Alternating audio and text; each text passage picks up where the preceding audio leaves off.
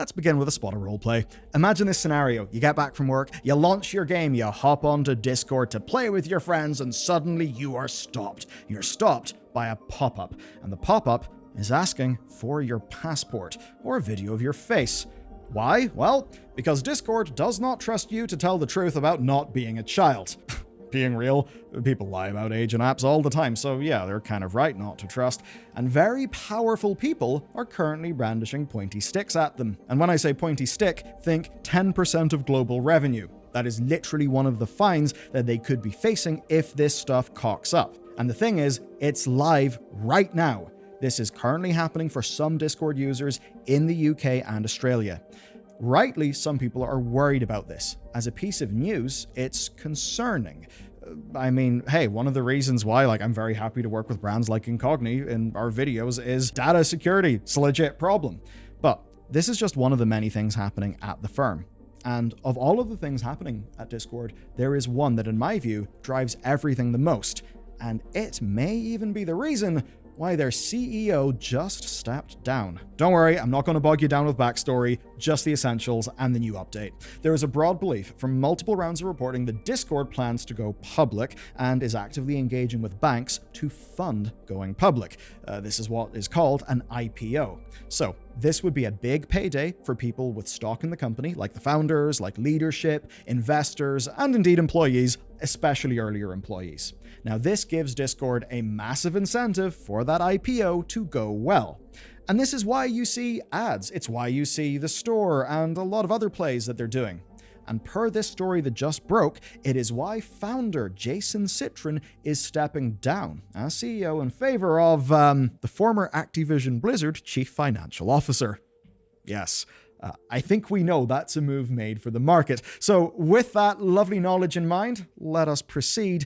And I'll start by why people are right to be worried fundamentally. I do not like my passport being hoovered up. You probably don't like it either. We always hear about the absolute scourge on the universe that scamming is. It's a massive issue. When you go and look at the data of actual farms and basically the way that people used to farm WoW gold, now they farm gold IRL, and it used to only be pensioners who are being scammed. That is no longer the case. People are rightly concerned about this shit. Now, in terms of big data breaches, Discord are actually far from the worst companies out there. Their largest was 180 users, but look, that shit's gonna happen. It's a valid concern. Doubly so if the app has just asked you for your government-issued ID. A lot of people, especially Discord, would say, but actually that's done with a third party. I know, but we're talking about why people are worried. People will be worried the second they say, can I have your passport, please? They will, at that point, be worried and therefore will not be listening to the nerdy details of why it's actually all okay, and a lot of other things that I'll get to soon that are spicy, actually. But it's not just breaches. We're in an era where bodies like Nintendo and the US music industry are subpoenaing Discord to get user data in support of lawsuits that they would like to bring. Add to that content scraping, third-party plugin breaches, and you've got a really fair-ass fear. Especially when it seems to be a company in the middle of an IPO-friendly glow-up, which does make it feel like this is being done for the wrong reason. But this video is not a quick look at the sky and go I'm not going to do a big man Tyrone on you. I don't have it in my tubes anymore. But the point is, right, this is not just a quick rage bait video. We dug around because I want you to know why this is actually happening.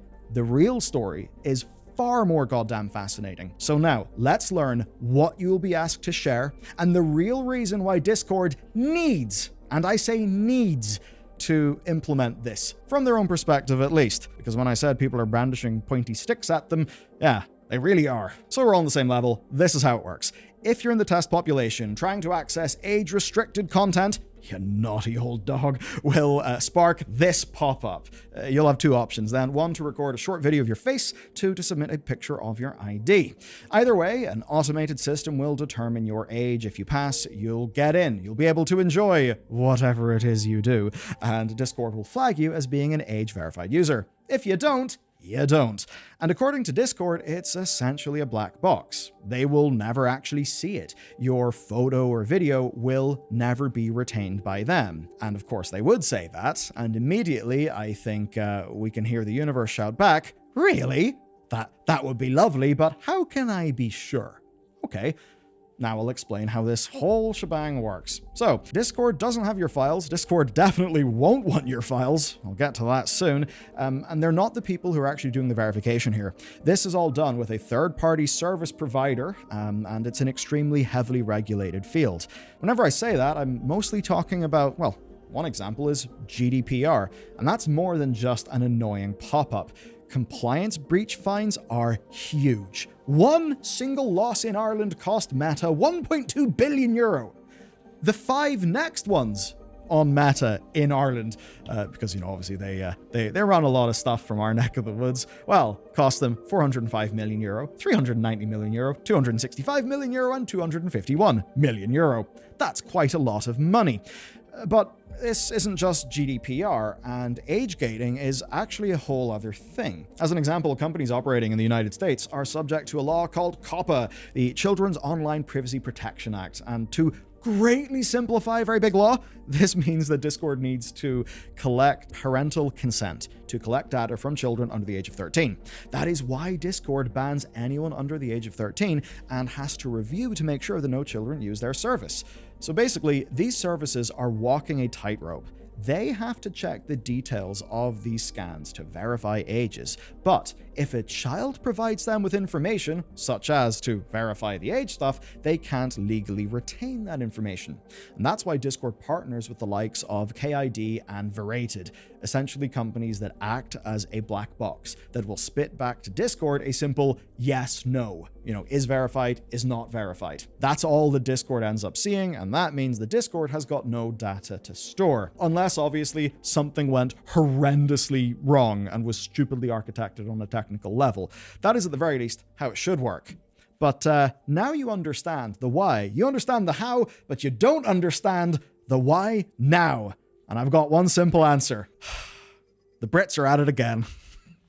Discord is trialing this in the UK and Australia, and, well, those territories being the frontrunners here does suggest that we actually know exactly why this is happening. It's because in 2023, the UK government passed the Online Safety Act. Then, in 2025, the regulator Ofcom published its guidance on how to implement that law. This is what will be bad and awkward for Discord. It requires an online service where 18+ rated content could be found to implement, quote, highly effective checks to prevent children from accessing said content. But here's the rub. User self-verification, right? So you just checking the box, they say does not count as a highly effective method. Therefore, it is not enough for companies to just do that. They would still be held liable. Now, in Australia, we don't have the full details on how it will be measured, but the country has banned all social media for under 16, so I think they're fairly happy to go and regulate shit if they want to. All media is a broad definition. It does, of course, include Discord, YouTube, TikTok, basically anything that could count as social media. And in both cases, right, it's legislation with broad political support, despite obvious massive pushback from invested groups like, say, the Electronic Frontier Foundation, and of course, a lot of users who would just rather this not be such a regulated thing. And as for the industry word and things, the EFF called this, quote, a massive threat to online privacy, security, and speech. And if you want to understand why, you can go and take a look at, say, the reaction to something like Netflix's Adolescence, which has had quite the reaction.